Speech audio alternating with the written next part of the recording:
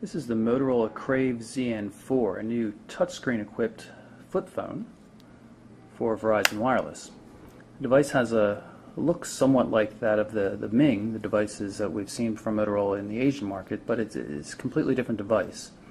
For one, the touchscreen is flush mounted and it makes use of a capacitive touchscreen like the iPhone or the T-Mobile G1 Android phone. So it's not pressure sensitive, it's just sensitive to the finger touch. As such, requires very light motions to get things to scroll or navigation in general. No stylus required. In fact, the stylus wouldn't work.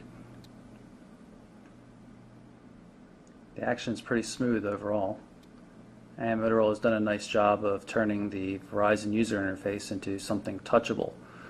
Part of that's helped by the fact that the display is a wide QVGA display, so instead of being 320 pixels by 240 pixels, it's 400 pixels in length by 240, which gives them a little bit extra room to work on the bottom for extra buttons that you wouldn't necessarily need on a non-touchscreen equipped phone. Arguably the coolest part of the device, though, is the flip itself. You can see it's transparent plastic, and right here is the earpiece. There are no visible wires to power the earpiece, but there's a wire mesh embedded inside the plastic. That's what powers that. On top of that, the flip itself is touch sensitive. You can launch VCast TV and navigate the phone directly from the flip. You don't even have to have the phone open to use it. You can see I pull up the TV guide, you can scroll, choose a show, all with the flip closed.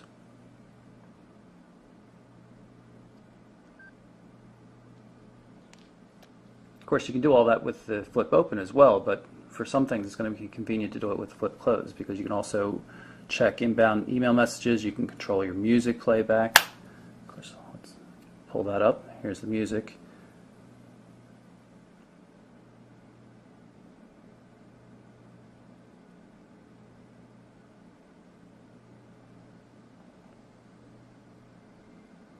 Song starts off slow, but you can see I'm able to switch tracks just by touching the flip. This back button up here in the upper left hand corner is something you see all over the user interface.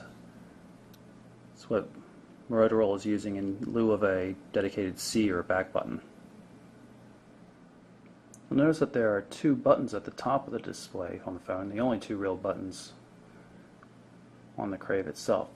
We have the power switch and the end call button, as well as a home button. You can see when we're in the main menu or anywhere else on the phone, you just hit the home button, you go back to the standby screen. Let's check out the messaging capabilities of the phone. Send a text message.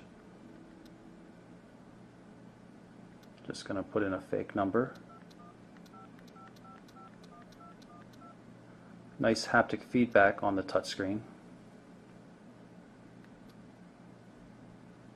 Right now it's in iTap mode, which is a projective text system like T9. See, this is a test, which works quite well.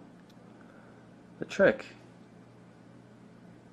is there's a QWERTY keyboard when you move in horizontal format. The problem, though, is that the flip gets in your way. If you have large enough hands, you'll be able to work around it, but it is odd, and I have yet to come up with the perfect solution. But you can see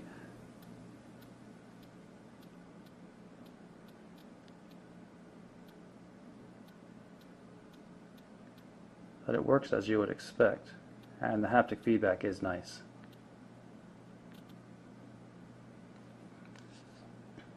And you just hit send, and off the message goes.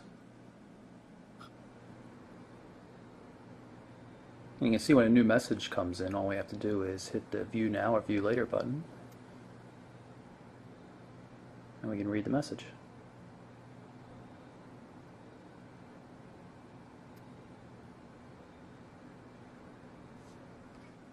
Take a quick look at the contact system.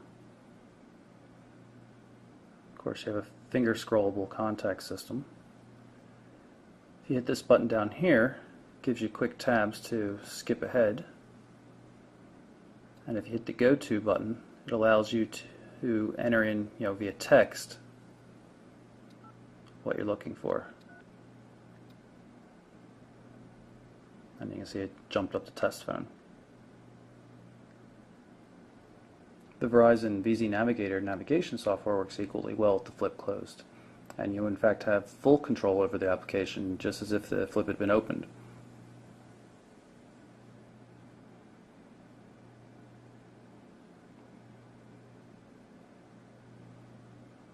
One of the other fun things that comes with the Crave are video ringtones. We go into the Media Center here, go into the Tones and Sound section, My Ringtones.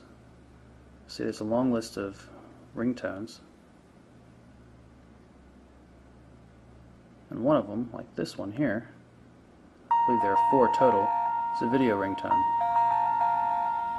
You just set it as, ringtone for the entire phone. Now when a call comes in, you'll see the video.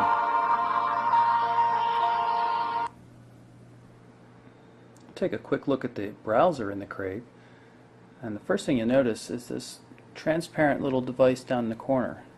If you grab this, it becomes opaque, and then you can move it around to easily grab a small text link, something you'd have a little trouble doing with a fingertip.